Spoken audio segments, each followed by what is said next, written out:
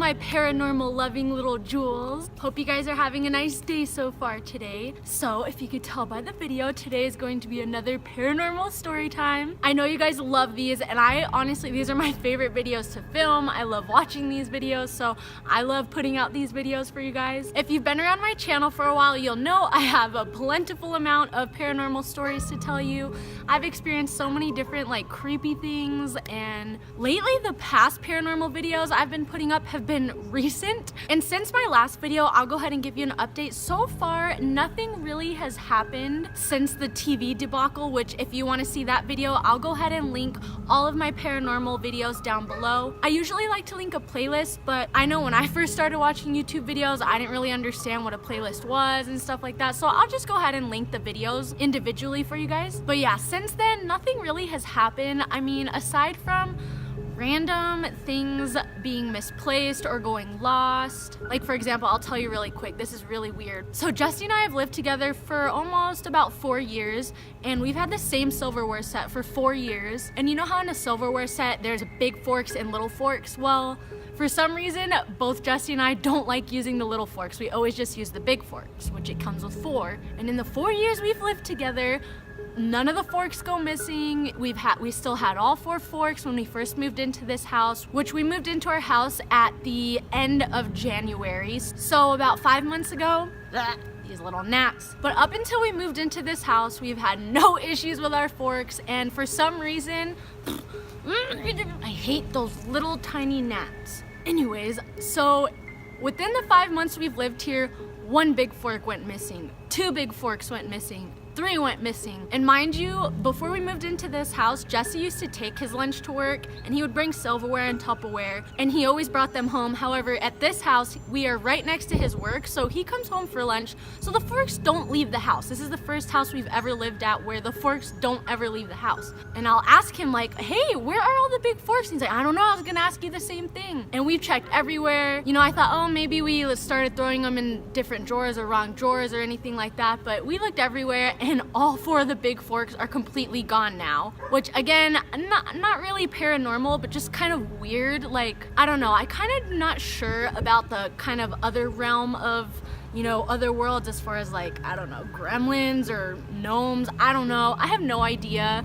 what it could be. If you have an idea of if there's some kind of thing that, like, I don't know, takes things or anything like that, or if you have any idea on what that could be, comment down below, because I really want my big forks back. So aside from that, and then there was an incident where at nighttime, Jesse and I always let the dogs out, and we always come outside with them before we go to bed, and it's just kind of a routine thing. We do this every night before we go to bed. We come out and let the dogs out. So it was really late one night, and we came to let the dogs out, and we went to go back inside, and the door was locked. And Jesse was like, you locked the door? Because I was the last one out. And I was like, I swear to God, I did not lock the door. Because it's not in my routine. You know what I mean? Like, we do this all the time, and it's just not in my routine to lock the door behind me at nighttime. You know what I mean? So I was like, I swear to God, and I swear, like, I do not remember locking the door at all. Again, it's just not in my usual nightly routine. And we didn't have our cell phones with us, we didn't have our car keys or anything like that. It was in the middle of the night, we had all 3 dogs in our backyard, so we're like, what are we gonna do? So luckily, normally we keep all of our windows like on lockdown, completely locked up, and we were gonna have to smash one in, but luckily Jesse found that we had forgot to lock our bedroom window that night for some reason, I don't know why, and so he climbed in the house that way. But again, not necessarily paranormal. I don't know. I really don't think I locked it. Like, I'm like 99.9% sure that I did not lock the door. But I always leave a 1% even if I know for sure. So there was a 0.1% that I could have locked it, but I don't know. So that was kind of weird. But other than that, nothing weird has been happening. So that's good. Last time I said something like that is when more freaky stuff started happening. Anyways, today's story is going to be about a haunted closet that I had in one of the houses that I grew up in. My parents have been divorced since I was little, so I would always go from my mom and dad's house, and my dad we would always move houses. We never really stayed in one house for very long up until the house they live in now. They've been in that house for a really long time. But when I was a little younger, we moved quite often. And one of the houses we lived in, actually the first house I think that my dad and my stepmom bought together, that's where this happened. And I had a little walk-in closet. I mean, it was kind of small, but it was a walk-in closet. And first off, this closet was always way colder than the rest of the house. It was really weird. Like, as soon as you would open the door, it would just be freezing in there most of the time. Sometimes like it wasn't, but I don't know, it was just, there was no rhyme or reason, but for the most part, that closet was way colder than the rest of the house. Which, if you're watching this, you probably already know, but they say that, you know, when a spirit is around, it gets colder, the temperature drops. So I don't know, that was really always weird, and it always freaked me out. But my dad always, he came up with some kind of explanation like, oh, because it's in the corner of the house, it gets the most draft, or I don't know, he's something like that.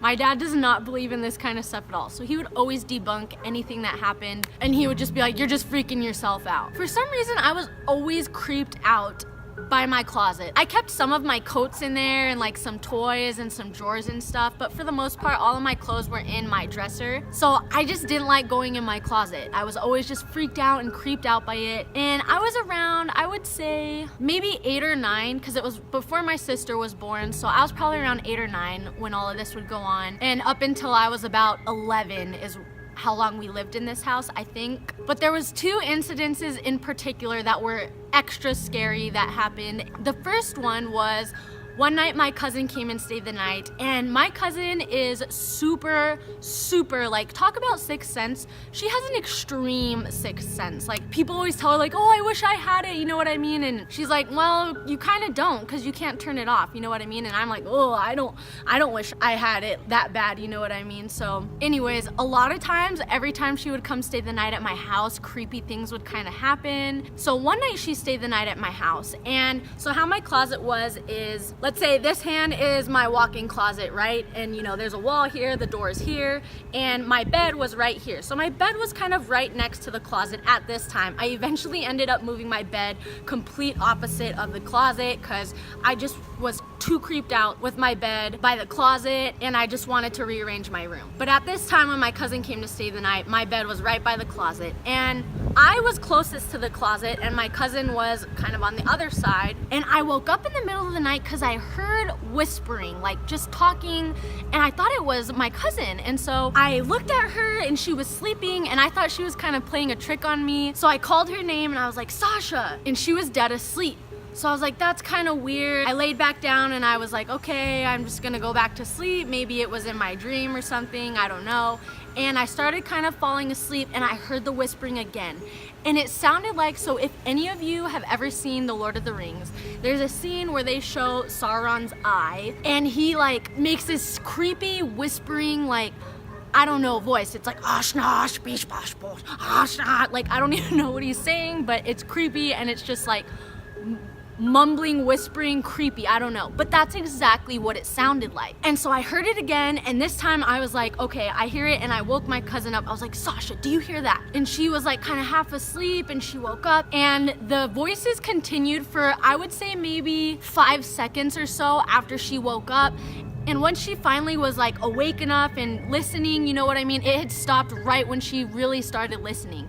And I was like, did you hear that? And she was like, I don't know, kind of. And I was like, it was like voices. And I remember telling her like, it sounds like The Lord of the Rings. And I mimicked it like, Ashnash, you know, I don't know, whatever that guy says. And she was like, I kind of heard it. Like, she was still like kind of half asleep, and she wasn't really sure what was going on. I was like, I'm really scared. Like, that's the second time I heard it. Like, I thought it was you, and I was freaked out. And so she was kind of tired still. So she was like, well, here, switch me sides. I'll sleep closest to the closet and you can sleep over here. And that was kind of the end of it. I didn't hear the voices anymore that night, and I didn't hear voices specifically any other time. Now, another night I was sleeping by myself, and I would always like to sleep the farthest away from the closet at this point because I was like just freaked out by my closet. And yeah, so I was sleeping on the furthest side of the bed, and again I woke up in the middle of the night and I heard kind of like fumbling around in my closet. And I woke up and my initial reaction was like, my dad's in my closet? Like, what is he doing in the middle of the night? And so I kind of was like, Dad, you know, like I said Dad or something, and you know, the rumbling kept going and I didn't hear anyone respond to me. So I was like, what the heck? So I kind of like creeped over my bed and I looked at the closet and the light was on. The door was shut, but the light was on in the closet. And I was like, what the heck, you know? And I was like, Dad, you know, I said again, I was like, Dad, and nobody called back. So at this point, I was getting freaked out. I was like, okay, like, I don't want to open the closet door. You know, what if my dad's not in there? So I was like, I know, I'll go see if my dad is sleeping. So I get up and I go and I walk in my dad and my stepmom's room, and him and my stepmom are in there sleeping. So at this point, I'm freaked out. Now you're probably thinking like, why didn't you wake your dad up? Why didn't you? I don't know, like I was just so scared, and my dad, I would always wake him up for things like, I'm scared, or I feel like there's bugs in my bed, you know what I mean? He would just be like, go to bed, just go back to bed, there's nothing there. And he would just think I'm freaking myself out. So I just was like, you know what, like I don't want to wake him up, he's gonna get mad. And so I go back to my room and I kind of look again by the closet door, and the light's off this time. And we have like a tin roof thing over half of our carport, and it's loose, so when the wind hits it, it makes noise. I don't know if you guys could hear that, but that scared me. Anyways, so when I went back in my room, the light was off and I didn't hear the noises anymore. So I was like, okay, like I'm just gonna go back to sleep. Maybe I was dreaming it, like I don't know. I just went under my covers and I went back to sleep. Now I'm gonna kind of sidetrack just a little bit, but just follow me. This pertains to the story. So I don't know if when you guys were little, they used to have these like catalogs of just, there was cookie dough, there was ornaments, there was little knickknacks, candles, all kinds of little things that you would take to your relatives, and you would have to try to sell a certain amount of items, and then if you sold a certain amount of items and hit certain tiers, you would get prizes. So I had won a Looney Tunes clock. I'll try to find a picture of what it looked like, and if I can find it, I'll insert it somewhere over here. But I had won this Looney Tunes clock, and I had it in my room, and it would tick so loud, like tick, tick, tick. It would tick so loud, which I'm someone who I cannot stand noise when I fall asleep. So I got tired of listening to it. This had happened like before I heard the rumbling in the closet. So I took it down off my wall and I wanted to take the batteries out. But you know how on electronics, there's kind of two different covers for batteries. There's the kind with the little, you know, kind of flip where you can open it up and put the batteries in. But then on some electronics, there's a screw that keeps the lid shut. So in order to open up and have access to the batteries, you need a screwdriver. So that's how this Looney Tunes clock was. You needed a screwdriver to open it up. So I didn't know what to do, and I couldn't find a screwdriver, so I had just stuck it in my closet on one of those kind of plastic 3-drawer unit things. So I had just put it on top of there in my closet.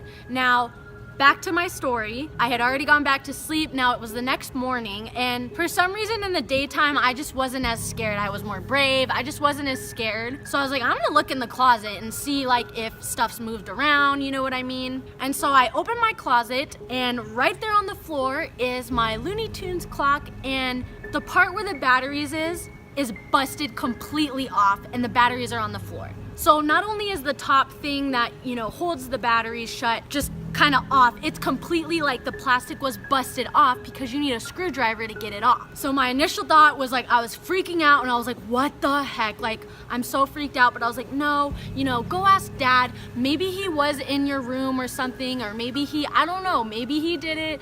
I have no idea. So I'm like, no, I'm gonna go ask and see if maybe he did it. So I go find my dad, and I was like, Dad, did you bust my clock? Did you go in my closet last night and bust my clock and take the batteries out? And he was like, no, what are you talking about? So I was like, come look. And I showed him. I was like, Dad, look how I found this clock. And I told him the whole story. Like, I heard noises last night and I thought it was you. And so I went, and you were still in your bed. And I even told him how the light was on in there and then it was turned off. And of course, my dad being my dad, like, he wasn't even spooked. He wasn't even spooked by my freaking clock being busted off. He was like, oh, you probably did that, or I don't know, maybe one of your cousins did it when they came over, you know what I mean? And I was like, no, like, there's no way. Like, why would they do that? Why would they even go in my closet and then just decide to bust my clock? You know what I mean? It just didn't make any sense. And also the fact that I heard, like, and that's what I heard fidgeting around, was the plastic on the clock. That's kind of what it sounded like, was just someone fumbling with plastic and fidgeting with something. So I don't know, I still have no explanation for either of those things that happen in that closet, but those are kind of the two main things that happen there. Like I said, it was usually a lot colder than the rest of the house the majority of the time, like noticeably, where you would go in the closet and it was freezing in there. And then just the fact, like right from the beginning, before any of this creepy stuff happened, I was always just creeped out by my closet. So I don't know if there was maybe something that just kind of pertained to that closet, because I mean, when I was little, I was always scared of things, you know what I mean? Like I wouldn't get up in the middle of the night to go get water, you know what I mean? Oh, you scared me? You scared me? Jesse just got home. You've been telling this story, I'm always like, what's up, what's up? Hi, Konya. Do you want to be in the video? It's okay, I got her. Lil Bill wanted to be in the video today. She like ran out of the house when Jesse went inside. Did you just want to be in the video today? She never usually likes to be in the spotlight. But you're feeling sassy today? Can you say hi to everybody? Say hi. Thanks for watching my mommy's video. Okay, go get daddy. Go get daddy. But yeah, so what I was saying is nothing else notably happened in that house aside from in the closet that I would say is for sure paranormal activity. I mean, we did have a cat that would kind of just chase things randomly, which he would do this in another house that we lived in, which this house was for sure haunted. That'll be another story time. But I mean, the cat would kind of look at things that weren't there sometimes. Actually, as a matter of fact, I would get kind of creeped out sometimes, but other than those specific things, nothing else really happened in the house. It was just kind of focused on the closet. So I'm not sure if maybe whatever was in there just wanted to stay in there, or I'm not really sure. But yeah, that's the story of my creepy haunted closet. Comment down below some of your scary stories. I love hearing other people's paranormal stories or creepy things. Like, I could seriously talk about that with people like all day. I'm so fascinated. I love hearing other people's stories. I love telling my stories that I've experienced. So comment down below if you've experienced anything creepy, or if you had a creepy haunted closet too. If you are not already, go ahead and hit that subscribe button, become a part of my YouTube family. As always, I just really appreciate all your guys' support, all your guys' really sweet, kind comments. That's one thing that I just love about you guys, my subscribers, is you guys are all so kind. You guys are so kind to each other. So I'm just really happy that we've kind of created a nice, comfortable, kind place to just kind of come watch videos and comment, and you know what I mean? So you guys are awesome, as usual. I'm just really lucky to have all you guys. And like I said at the beginning of the video, I will link my previous paranormal videos down below if you have not seen those ones. I have actually my first one I did, oh god, it was about this like possessed toy my sister had, and actually when I was telling the story, my TV turned on by itself. I left that clip in there because it was so freaky. I was like, freaking of course this would happen. I'm actually kind of happy I caught it on camera. But yeah, so there's that video. I have a story of where I saw a creepy shadow figure when I was little. I have another story where my sister and I heard something's voice in an office that was completely unexplained. So yeah, all kinds of creepy stuff if you like watching those and want to see more. Also, don't forget to give this video a thumbs up if you want to continue to see more paranormal story times from me. Other than that, guys, I will catch you in my next video, and don't let the bed bugs bite tonight.